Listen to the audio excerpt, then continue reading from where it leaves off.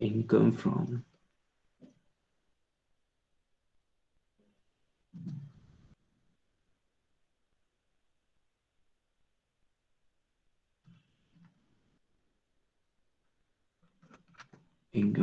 house property.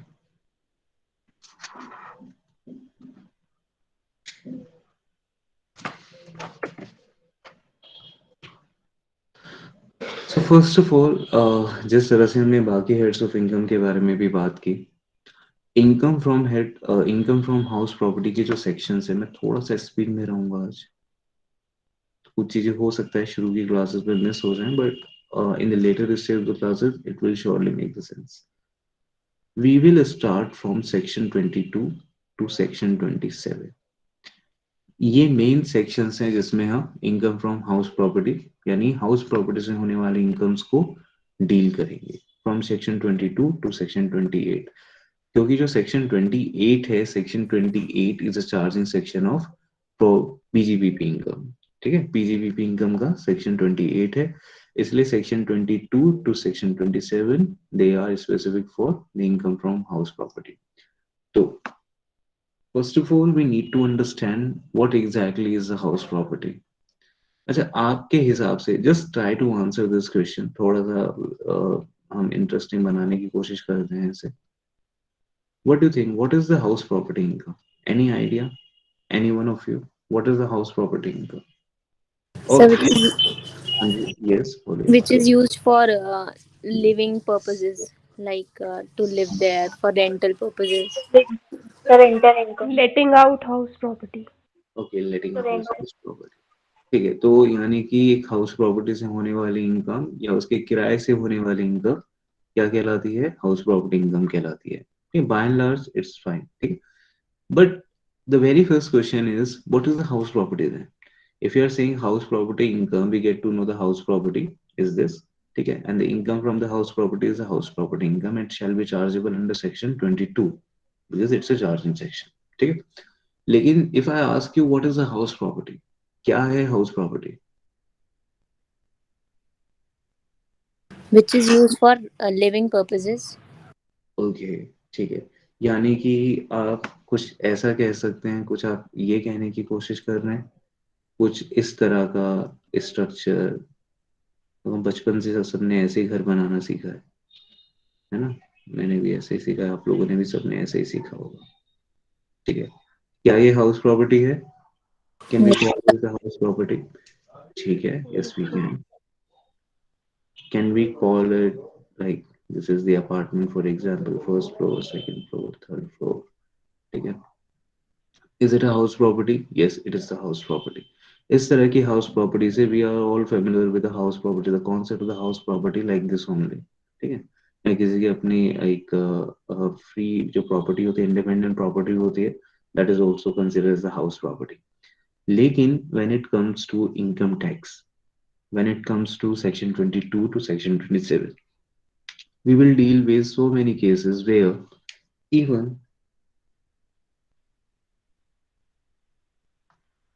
कोई shelter नहीं है, नो शेल्टर,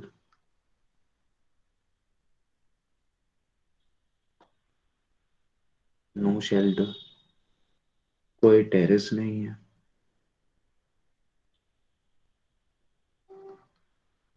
राइट, कोई टेरेस भी नहीं है, कोई शेल्टर नहीं है, कोई टेरेस नहीं है, या आप कह सकते हैं कोई चार दीवारियां नहीं है। लेकिन when we look at the section 27, we still can consider that property as house property, right? तो हाउस प्रॉपर्टी के लिए होना, जो अभी तक हमारी जो बेसिक अंडरस्टैंडिंग रहती है कि हाउस प्रॉपर्टी के लिए आपके पास एक चार दीवारी होनी चाहिए, शेल्टर यानी चार दीवारी, आपका टेरेस होना चाहिए, या एक वो एक तरह का बंद स्ट्रक्चर होना चाहिए। But as far as section 22 is concern, it is not necessary कि आपका शेल्टर हो, टेरेस हो। अगर नहीं भी है, उस केस में that property can still be consider as house property. Am I clear class? Am I Yes, clear? sir. Yes, sir. Yes, sir. तो ये आपको समझने की जरूरत है, काफी इंटरेस्टिंग चीज है, आगे भी हम डिस्कस करेंगे। जैसे मान लीजिए एक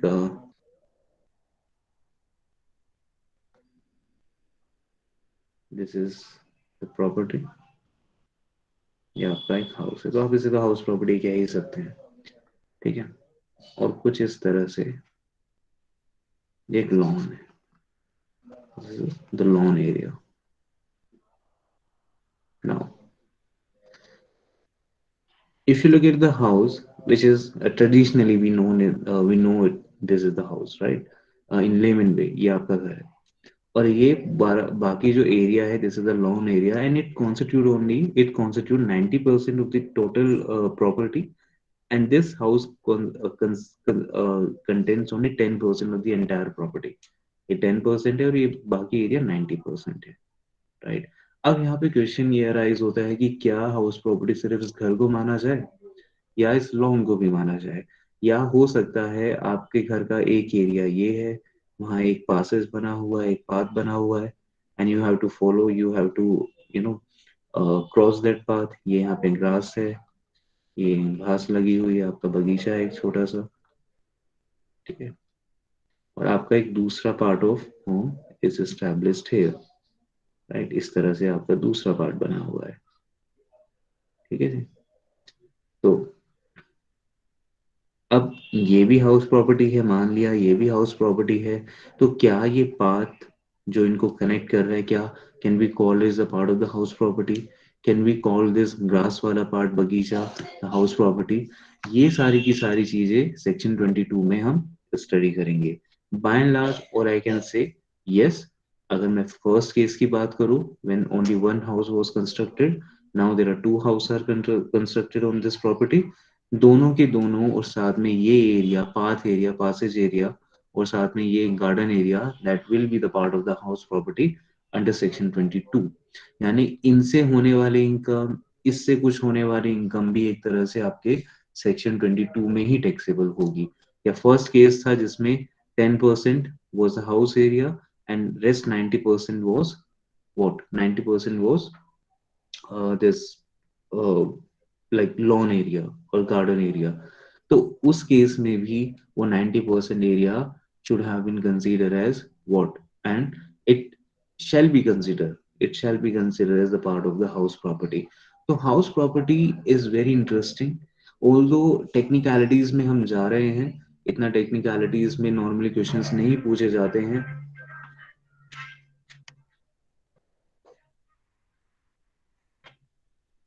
अर्पिता, हेलो, हेलो, हाँ यार मैं क्लास ले रहा हूँ, फिर बाद में बात करूँ।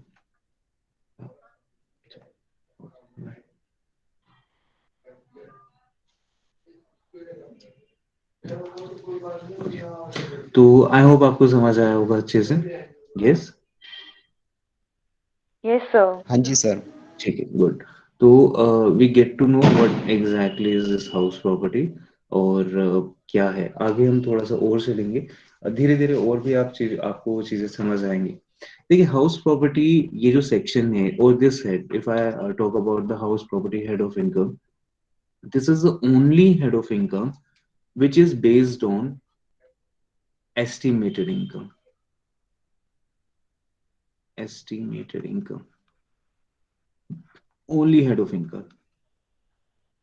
ये एकमात्र एक ऐसा हेड है जिसमें इनकम टैक्स एस्टिमेटेड इनकम पर भी लगाया जा सकता है, ठीक है। Now what does it mean by estimated income? Anyone of you, what does it mean by this estimated income?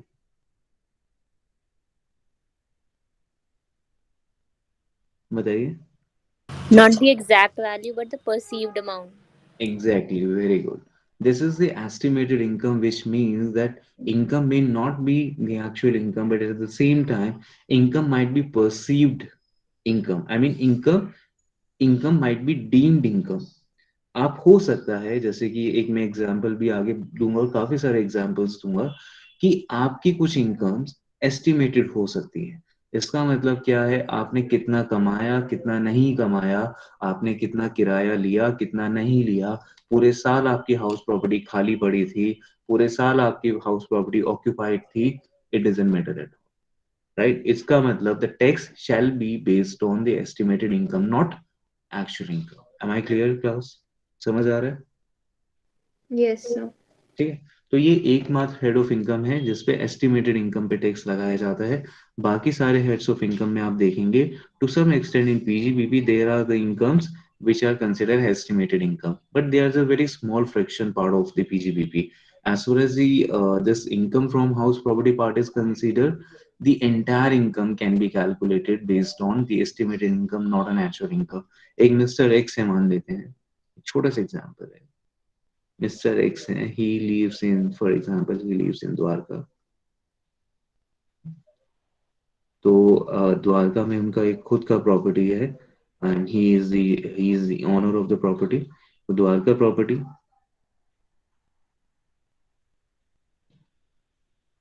एक पालम प्रॉपर्टी, एक लाइक महावीर, ये जो एरियाज में लिख रहा हूँ ये मतलब दिल्ली में एग्जिस्ट करते हैं, तो मेरे घर के पास ही है। I stay in this area, I mean in this area. तो पालम कॉलोनी, महावीर इंक्लेव, ये सारी प्रॉपर्टी मिस्टर एक्स की है।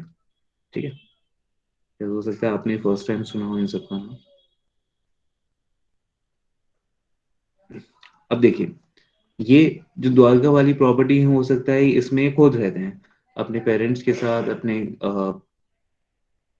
अपने फैमिली के साथ, ये यहाँ पे रहते हैं। ठीक है, हो सकता है ये वाली प्रॉपर्टी लेट आउट है, ये सेल्फ ऑक्यूपाइड है। सेल्फ ऑक्यूपाइड का मतलब खुद रहने के लिए यूज की गई है। The second property which is in Palam, this is the late out property, and in Mahavir enclave it is not let out property. ठीक है, not let out, not let out, it means neither let out nor self occupied, खाली पड़ी है, मान लेते खाली पड़ी है। ठीक है, थोड़ा सा गलत लिख दिया पर समझ जाओ, neither let out nor self occupied property।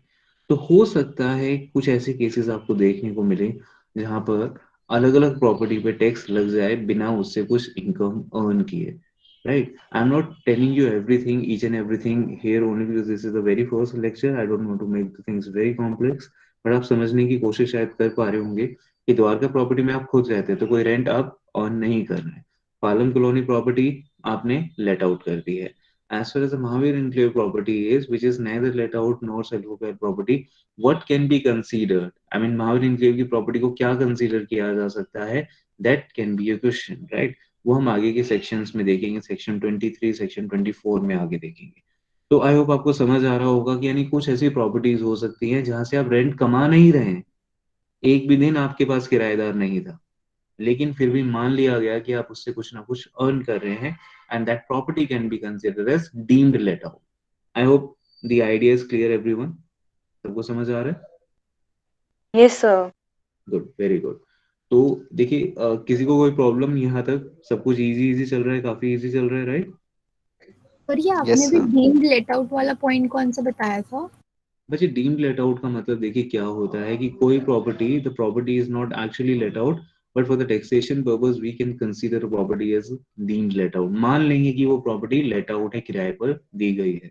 ठीक है, यस सर। हाँ, तो ऐसे केसेस भी करेंगे। That's why I am just now explaining this estimated income part, कि क्यों कई बार इनकम एक्चुअल इनकम पे बेस्ड नहीं होती, वो आपके एस्टिमेटेड इनकम पर भी बेस्ड होकर उस पर टैक्स लग जाता है। This is known as the estimated income.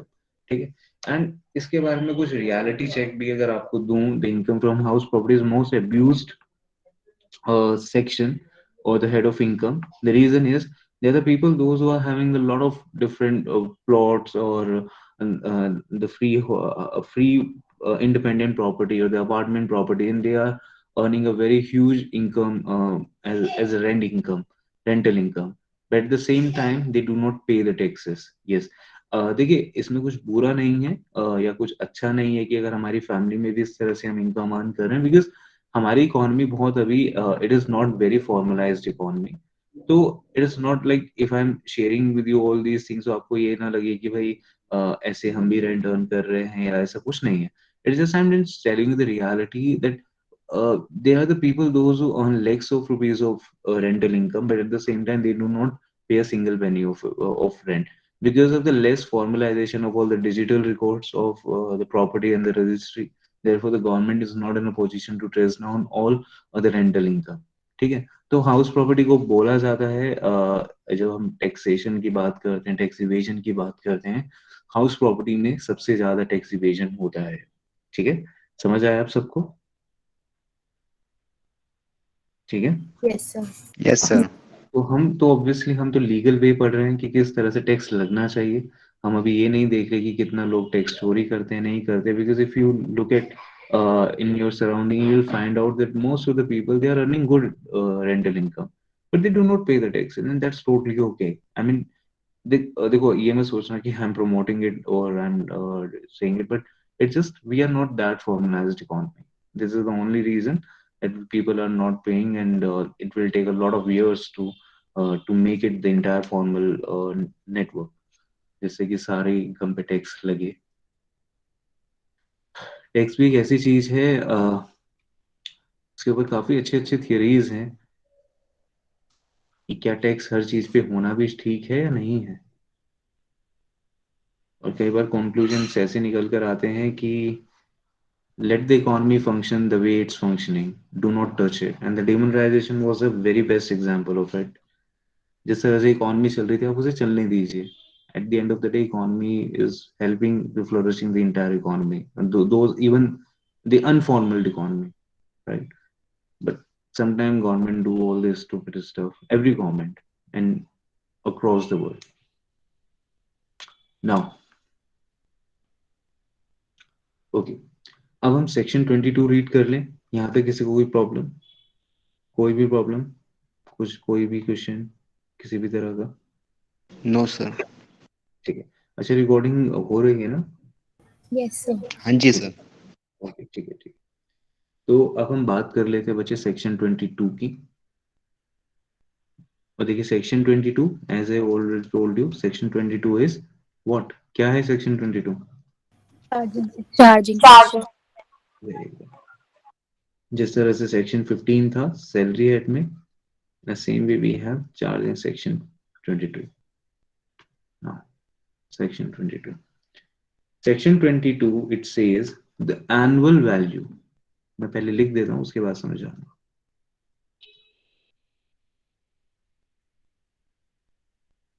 The annual value of any property of any property comprise किसी भी प्रॉपर्टी की एनुअल वैल्यू, और जो प्रॉपर्टी मिलकर बनती है property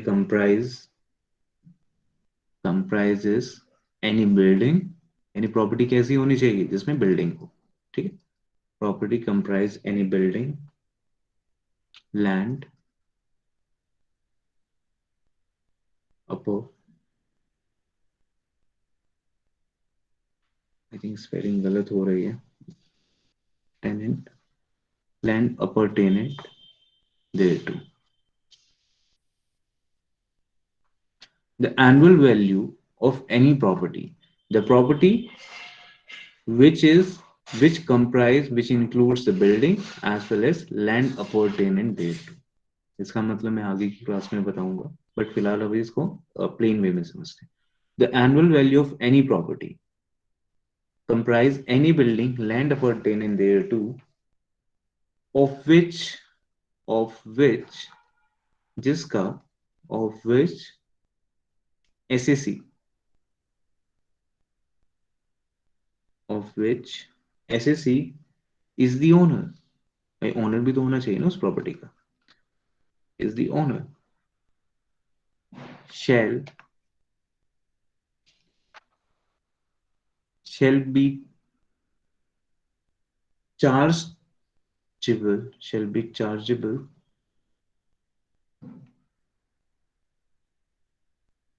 to tax, chargeable to tax under the head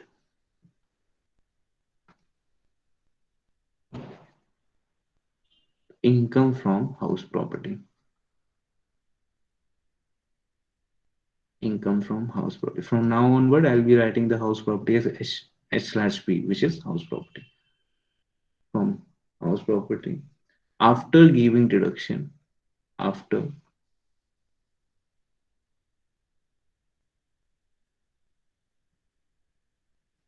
giving deduction under section 24. Now look at this, section 22 क्या कहता है? अच्छा, कोई मुझे इसका मतलब बता पाएगा बिल्कुल शुद्ध देशी भाषा में, क्या मतलब है सेक्शन का? Section 22 in a most possible layman way. What exactly is this section 22?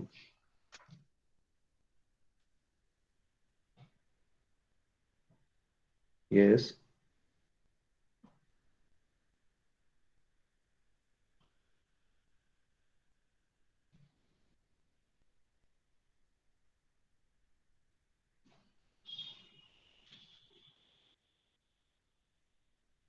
हाँ जी, बताइए।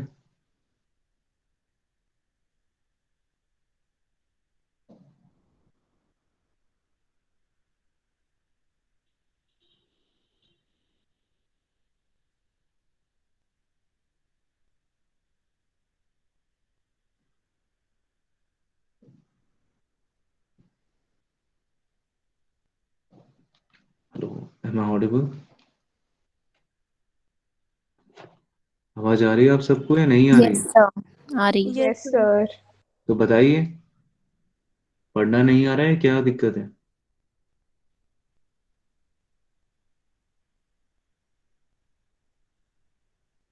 हाँ, इब्सम आप बताइए। Sir, according to me, sir, hmm, सालाना प्रॉपर्टी की किसी भी प्रॉपर्टी की सालाना वैल्यू जो कोई भी ओनर ओन करता है उस पर टैक्स लगेगा under the head income from house property, मतलब सेक्शन डिडक्शन 24। देने के बाद। ठीक है, ठीक है, वेरी गुड। देखिए, इसका बेसिक मतलब लेमन डेफिनेशन या वे एक्सप्लेनेशन एक्सप्लेनेशन का मतलब है keywords. What are the keywords we should focus on?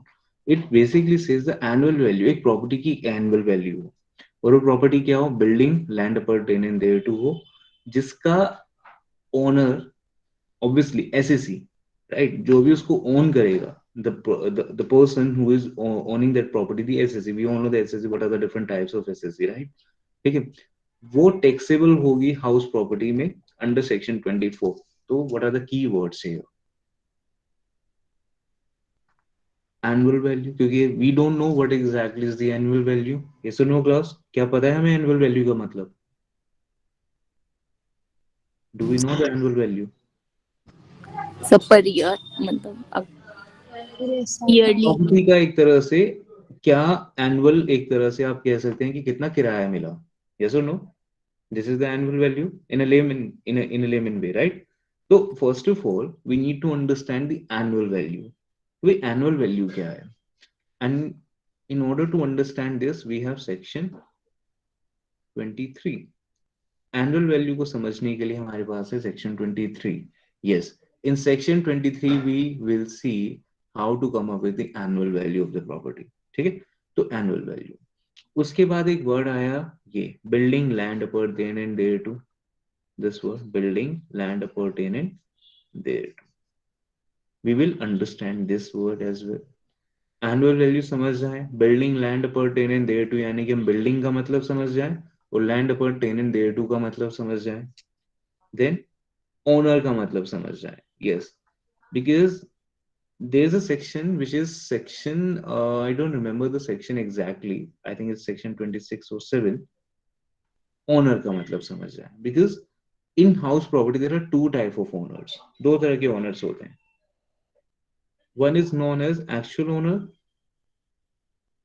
और एक होते हैं डीम्ड ओनर। तो हम डीम्ड ओनर को भी पढ़ेंगे। आपको ओनर का मतलब समझ आए, फिर आपको ये पता लग जाए सेक्शन 24 है क्या, यानी डिडक्शन सेक्शन है। What was the deduction section under salary chapter? Section 16. Very good. Hmm. In the same way, 16. yes, in the same way we have section 24, which is house property specific deduction section. Am I clear? Yes sir. Okay. तो यहाँ पर आपको section 22 से सब कुछ पता लग गया। अगर आपको ये सारी चीजें पता लग जाए, एनुअल वैल्यू का मतलब क्या है, बिल्डिंग का मतलब क्या है, बिल्डिंग के लिए we have different definition under section 2, land appertaining देटू का मतलब समझ आए, which is the part of the expression of the building, right? Owner का मतलब समझ आए, who is the actual owner, who is the deemed owner, basically deemed owner का मतलब समझ आ जाए, और सेक्शन 24 में डिडक्शंस देते कहते हैं वो समझ आ जाए, तो क्या कोई प्रॉब्लम होगी आपको हाउस प्रॉपर्टी इनकम को कैलकुलेट करना, बताइए। बाकी सब तो ग्रामर ही यूज की गई है ना, बाकी सब पूरी डेफिनेशन में only the grammar grammar is used, right. Building should be property, right? Building land upper then should be property. Owner should be actual as well as deemed owner. Section under section 24 annual value पे tax लग जाएगा उस साल, ठीक है। I hope this section 22 is clear to us. Yes, sir.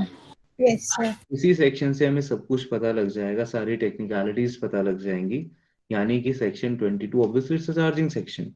Charging section आपको यही guide करता है कि किस तरह से टैक्स लगाना है, एनुअल वैल्यू पे लगाना है, किसका, प्रॉपर्टी का, जो होनी चाहिए building and land appurtenant to, जिसका ओनर हो उसके ऊपर टैक्स लगेगा। ओनर कैन बी एक्चुअल और deemed owner after section 24 deduction, simple. Everyone so far so good, सबको समझ आया section 22? Yes. sir. Okay good. किसी को कोई प्रॉब्लम अभी तक? No, No? sir. ठीक है, तो अभी आज की क्लास में जितना हम करेंगे, because I have my next class as well at 8:30, तो अभी मुझे वो क्लास भी कंप्लीट करनी है, तो अभी मैं आपको बिल्डिंग का मतलब ऊपर ऊपर से बिल्डिंग का मतलब क्लियर कर देता हूँ, यानी we will see the building definition first, ठीक है। Building definition, shall I change the screen? Yes, sir. Okay ठीक है, तो प्लीज आप लिख लेना या you just take the screenshot of it, because ये थोड़ा सा इम्पोर्टेंट है आगे के लिए भी।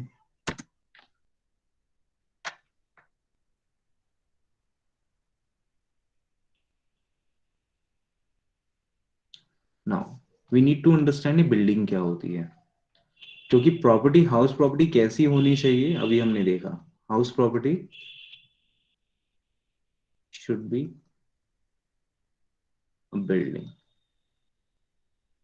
अभी हम बिल्डिंग का मतलब समझ रहे हैं फर्स्ट, उसके बाद लैंड अपॉर्टेंट टू समझेंगे नेक्स्ट क्लास। तो building includes, what does it mean by building, obviously अब बिल्डिंग का मतलब भी आपको क्लियर होना चाहिए, what does it mean by this building word, building, one by one, the very first point, building. Building includes, first point, residential building, रहने की जगह, रेजिडेंशियल बिल्डिंग। क्या वो बिल्डिंग ही होना जरूरी है? क्या वो first floor, second floor, third floor होना जरूरी है? नो, बिल्डिंग का मतलब यहाँ पर ये बिल्कुल भी नहीं है। Am I clear class? Am I clear? Yes, sir. ठीक है, Yes, sir. बिल्डिंग का मतलब ऐसा नहीं है, because if you go to, if you are, most of you might be from the rural और द टाउन एरिया, तो आपने देखा होगा रूरल एरियाज में सिर्फ एक फ्लोर या दो फ्लोर मैक्सिमम, या ग्राउंड फ्लोर तक ही घर होता है, काफी बड़े बड़े घर होते हैं, तो क्या उन्हें बिल्डिंग कहा जाएगा? बिल्कुल कहा जाएगा, ठीक है। तो बिल्डिंग का मतलब there should not be a very complex structure always, complex structure can be, right.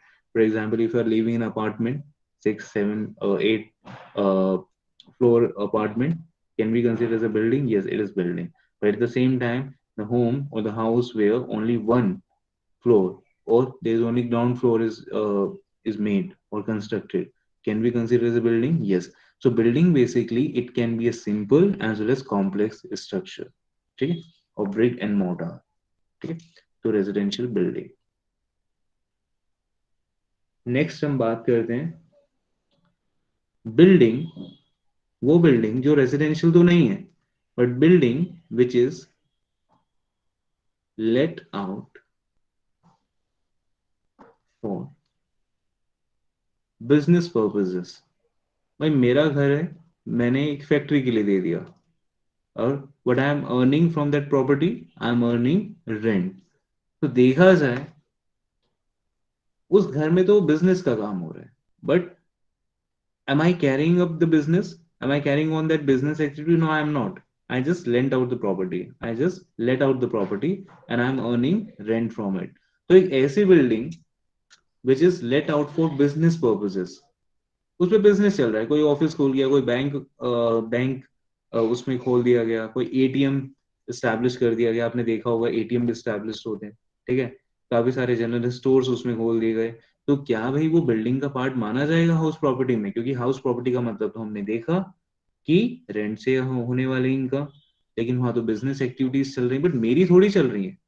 Yani, if I'm the SSC, it's not my business activity which I'm carrying on that place. No, it's not my business. What I'm doing, I let out that property to someone else who is doing that business. Okay, who has started up any startup or whatever he is doing, right? तो I hope आपको समझ आया होगा। कोई भी building जो आपने business purpose के लिए लेट आउट की है, that building will be considered as building only in under the expression of building. Am I clear, class? Yes, sir. Okay. Now, So suppose if the business is ours, then it is also included in no, house property. no, it won't. It won't that. वो PGBP में होगा। बहुत अच्छा question है। Then, मेरा business है। Sir कई बार ऐसा भी होता है कि आप सेम ही घर में रह रहे हो और वहीं पे ही लाइक होता है कि कोई क्लिनिक खोल लिया, तो फिर उस केस में क्या होता है? उस केसेस को भी हम देखेंगे, हम पार्ट स्ट्रक्चर की बात करेंगे शायद 4th या 5th लेक्चर में। Okay sir. जैसे कि मान लीजिए what's your name? Lavanya, right? Yes sir. तो लवन्या देखिए, फॉर एग्जांपल हुआ क्या, अब सेल्फ ऑक्यूपाइड प्रॉपर्टी किसे कहा जाता है? Lavanya, can you explain what is a self occupied property? Sir जहाँ पे हम खुद रह रहे हैं और हम ही ओनर हैं। अच्छा, आप ही ओनर हैं, ठीक है। मान लेते हैं कि मिस्टर एक्स आए आपकी प्रॉपर्टी पर and you let out that property, ठीक है। वो आए प्रॉपर्टी में, आपको रेंट का कुछ पार्ट दे दिया उन्होंने या नहीं दिया, एडवांस दे दिया, ठीक है, we all understand advance money, advance दे दिया। 4 घंटे वो उस कमरे में रहे और 4 घंटे के बाद, right, he shifted, I mean he is like, I don't want to live anymore in this area, in this place। Rent agreement भी आपका मान लीजिए बन गया था, ठीक। विद इन 4 आवर्स उन्होंने अपना घर, आपका घर खाली कर दिया, तो क्या है ये प्रॉपर्टी? अब क्या कह रहेगी ये प्रॉपर्टी? सर लेकिन एडवांस तो मिल गया, so may be let out. Okay, ये प्रॉपर्टी मैं आपको बता रहा हूँ, ये आगे का डिस्कशन होता है, बट आपने क्वेश्चन ये पूछा, ये प्रॉपर्टी पूरे साल के लिए अब लेट आउट प्रॉपर्टी मानी जाएगी। भले ही वो प्रॉपर्टी 4 घंटे के लिए लेट आउट हुई, डजंट मैटर एट ऑल। समझे? Yes sir. ठीक है, तो अब ये सिर्फ समझने की जरूरत है what is a self occupied property then, right. अगर इतनी टेक्निकलिटीज है, self occupied is a property from which you do not earn even a single penny of rent. वो सेल्फ ऑक्यूपाइड प्रॉपर्टी जिसमें आपने एक पैसा भी ना तो कमाया हो, जो ड्यू हो या रिसीव हो, कुछ भी हो, आपका रेंट नहीं दिया किसी ने, भाग गया आपका किराएदार, ठीक है, क्या कर लोगे आप? ये थोड़ी कह सकते हैं कि भाई मुझे तो किराया नहीं मिला, कुछ कंडीशन सेटिस्फाइड करनी पड़ेंगी, but still that property will be considered let out property, no matter the property was let out for the entire year और even for a single minute और सिंगल डे, ठीक है। तो सेल्फ ऑक्यूपाइड प्रॉपर्टी, यस बोलिए। So I was just saying okay. हाँ, ठीक है, तो सेल्फ ऑक्यूपाइड प्रॉपर्टी क्या होती है ये समझना ज्यादा जरूरी होता है, irrespective of late out property क्या होती है, ठीक है। सेल्फ ऑक्यूपाइड वो प्रॉपर्टी जिससे आपने एक धैला भी, धैला मतलब एक इंडिया में पुरानी एक करेंसी यूनिट होती थी धैला, ठीक है, जिसको हम आज भी यूज करते हैं आम चाल, आम बोल चाल में। आपने एक पैसा भी ना कमाया हो उस प्रॉपर्टी से, रेंट का, वही प्रॉपर्टी आपकी उस प्रीवियस ईयर में सेल्फ ऑक्यूपाइड प्रॉपर्टी बनती है, ठीक है, रूल्स के हिसाब से, सब कुछ रूल्स के हिसाब से, ठीक। तो यस सर। ये जो आपने बचे क्वेश्चन पूछा है, हम पार्ट स्ट्रक्चर में करेंगे, शायद वो 4th या 5th क्लास में इसको डिस्कस करेंगे जो आपने पूछा। कई बार बच्चे ये क्वेश्चन भी पूछते हैं, ऐसे क्वेश्चन आते हैं एग्जाम में, इस बार तो काफी कॉम्प्लेक्स होने वाला है हाउस प्रॉपर्टी का डिस्कशन। ये जैसे बना भी तो ऐसे स्ट्रक्चर रहता है ना, सबको पता है, एक ग्राउंड फ्लोर है। अब हम इतने एडवांस तो नहीं है कि हमने एक अलग से जीना निकाल दिया, आपने पहले से घर बना रखा है, ठीक है। ग्राउंड फ्लोर पे रहते हैं मकान मालिक, फर्स्ट फ्लोर पे रहते हैं आप, ग्राउंड फ्लोर में उन्हीं के घर में से जीना निकला हुआ है, ऐसे तो होता है ना। आप आंटी नमस्ते करते हुए ऊपर चढ़ जाते हैं, फिर आप अपने फ्लोर पर आ गए, फिर अपने फ्लोर का आपने लॉक खोला and you enter your room, ठीक है। तो this is the ground floor, then first floor, ठीक है। अब क्वेश्चन ये अराइज होता है, भाई ग्राउंड फ्लोर पर तो सेल्फ ऑक्यूपाइड हो गया, फर्स्ट फ्लोर पर क्या हुआ, फर्स्ट फ्लोर पर हो गया let out, let right. First floor पे जाने के लिए ग्राउंड फ्लोर का यूज करना पड़ रहा है, तो क्या केस होगा, दोनों का सेपरेट है, सब कुछ अलग अलग है। बाहर एक लिफ्ट लगी है, यहाँ पर एलिवेटर शाफ्ट एरिया के पास लिफ्ट है, आप यहाँ पे जाइए ग्राउंड में, यहाँ पे जाइए फर्स्ट में, सेकंड पे भी इस तरह से जाइए, यानी every single floor is separable. समझ आ रहा है आप सबको what I am trying to convey? ठीक है, तो एसओ का मतलब है सेल्फ ऑक्यूपाइड, एलओ का मतलब है लेट आउट। ठीक है, तो उस केस में क्या माना जाएगा दोनों प्रॉपर्टीज को, तो ऐसे इंटरेस्टिंग केसेस भी हम आगे देखने वाले हैं। ठीक है, तो अभी के लिए for the timing we were discussing building. What is building? तो बिल्डिंग इंक्लूड रेजिडेंशियल बिल्डिंग, जैसे मैंने बताया it include simple structure as well as complex structure, दोनों ही बिल्डिंग के फॉर्म में आते हैं। Building which is laid out for the business purpose, yes, it is considered as building. Third case, for example, auditorium की हम बात कर रहे हैं, auditoriums, right? Auditoriums में you may include amphitheater, you may include cinema halls, ठीक है, for entertainment purposes. Can we call them building? Yes, we can call them building. यानी उन ऑडिटोरियम से, एक तरह से ये एक्सप्रेशन हुआ ना, उन ऑडिटोरियम से आने वाली इनकम, उन सिनेमा हॉल से आने वाली इनकम, अगर आपने लेट आउट किया है उसे, ठीक है, आप किसी तरह के for example you can talk about like, मुझे याद नहीं आ रहा है, एक एरिया दिल्ली में है काफी फेमस है, वहाँ पे नाटक काफी होते हैं, लाइक नाटक प्लेस काफी होते हैं साउथ दिल्ली में, in very very south Delhi, एक एरिया है, ठीक है, मुझे भी याद नहीं आ रहा, ऑडिटोरियम है, Siri Fort auditorium. Has anyone heard about Siri Fort auditorium? Yes sir.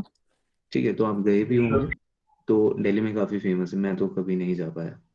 तो ऑडिटोरियम, वहां से जो इनकम है, for example if I let out the property, तो पहले तो उस प्रॉपर्टी का बिल्डिंग होना, it is must that property should be building. तो ये यहाँ पे क्लियर कर दिया गया थर्ड पॉइंट में, एनी ऑडिटोरियम, एम्पी थिएटर या cinema hall, they are considered building. ठीक है, जो एंटरटेनमेंट पर्पसेस के लिए चलाए जा रहे हैं, लेट आउट किए जा रहे हैं। ठीक है, fourth point, okay, building, yes ये बहुत इंपॉर्टेंट है, ऐसे क्वेश्चंस आने वाले हैं, काफी अच्छे आएंगे काफी question. Building can be situated outside India और इन इंडिया। ऐसे क्वेश्चंस आपको देखने को मिलेंगे कि मिस्टर एक्स ने लंदन में एक हाउस प्रॉपर्टी बाय कर ली, he bought a house property in London and he is having income from that house property। आप बोलेंगे सर ये तो इंडिया में होनी चाहिए, किसने कहा? ऐसा कुछ नहीं है। Is it necessary that property should be in India?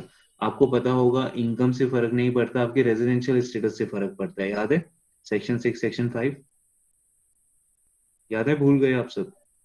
Yes, sir. ठीक है, तो ये इंपॉर्टेंट है कि आपका रेजिडेंशियल स्टेटस क्या है, उससे डिपेंड करता है कि आपकी वो इनकम टैक्सेबल होगी या नहीं होगी। तो building it can be in India और आउटसाइड इंडिया, डजंट मैटर।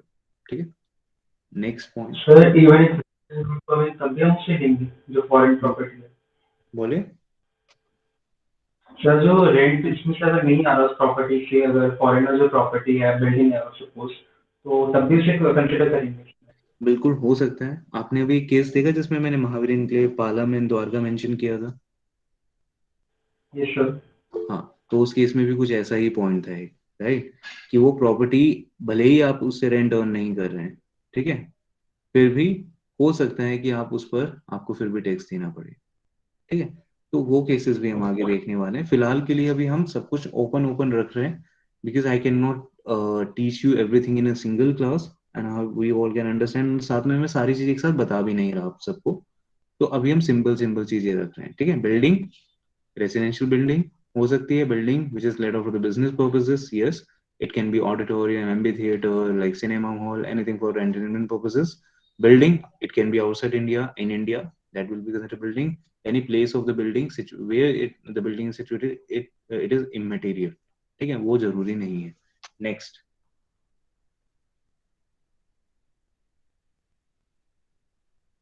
अब ये भी हो सकता है, if it's my business, for example, if I'm a property dealer, ठीक है, I have different inventories and it is my business to let out the properties, ये मेरा काम है, मेरे पास इन्वेंट्रीज है, मैं उनको लेट आउट कराता हूँ, उससे अर्न करता हूँ, ठीक है, ये मेरा प्रॉपर एक बिजनेस है, ठीक है। तो उस केस में the income from such business where the business is just to let out the properties, ठीक है, या वो मेरी हो या किसी और की प्रॉपर्टीज हो, इट्स माय बिजनेस। सो उस केस में आपका जो इनकम होगी that will not be taxable under the house property under section 22, वो पीजीबीवी में जाके टैक्सेबल होगी। आई होप ये आपको समझ आया होगा पॉइंट, ठीक है। Yes, yes sir. ठीक है। तो आज के लिए इतना काफी, बिकॉज मेरी नेक्स्ट क्लास भी है एंड आई एम लाइक, मुझे नींद बहुत तेज आ रही है सुबह से, I was out and anyways, आप आई कैन अंडरस्टैंड आप लोगों का भी पॉइंट, आप लोग भी शायद थके होंगे, थक क्यों गए होंगे, आप लोग घर पे तो रह रहे हो, नहीं?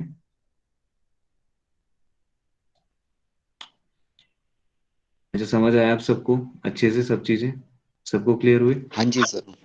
Yes yes sir. Sir. Yes, sir. Yes sir. तो एक क्लास में जितना क्लियर होना चाहिए उतना आई होप आप सबको क्लियर है।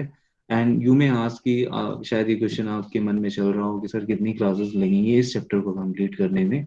Normally I take 7 to 8 classes to complete the house property. Yes, बहुत ज्यादा क्लासेस नहीं चाहिए हाउस प्रॉपर्टी में, but since the section 115 BAC, you do we all know what is section 115 BAC? New regime। Very good, new regime, right. तो new regime आने की वजह से अब हमें वही ऑल्टरनेट केसेस देखने पड़ेंगे, न्यू रिजीम है तो क्या होगा, ओल्ड रिजीम है तो क्या हो सकता है, तो एक दो एक्स्ट्रा क्लासेस भी लग जाएंगे। बट मुझे ऐसा लगता है, I am quite certain and very positive that we will complete the house property within 2 weeks only, ठीक है। I request you all to be regular in these classes, क्योंकि बहुत मुश्किल हो जाएगा आप लोगों के लिए कैचअप करना। और आप सैलरी एंड हाउस प्रॉपर्टी अच्छे से कर लेते हैं तो आपका एक बहुत स्ट्रॉन्ग फाउंडेशन डेवलप हो जाएगी, ठीक है। और आप डिसाइड कर सकते हैं कि आपको फिर आगे वाले हेड्स में से कौन सा हेड करना है या किसको आप स्किप भी कर सकते हैं। Yes, I am just telling you this because income tax का सिलेबस इतना ज्यादा हो जाता है, तो university also gives us the option कि हम 4 हेड्स में से, मेन 4 हेड्स में से किसी 3 हेड्स को हम कर सकते हैं, ठीक है। ऑल दो मेरा काम सारे हेड्स कराना है, I will discuss each and every head with you all. तो थैंक यू सो मच आप लोगों का आने के लिए, आप लोग अब जा सकते हैं, थैंक यू, कल मिलते हैं। सर हमारे ऑफलाइन कॉलेजेस तो खुलने के कुछ वो नहीं है। जी मैं क्या बताऊं, अब सिचुएशन ऐसी हो गई है ऑनेस्टली कि एक सेकंड मुझे रिकॉर्डिंग बंद करने दो पहले।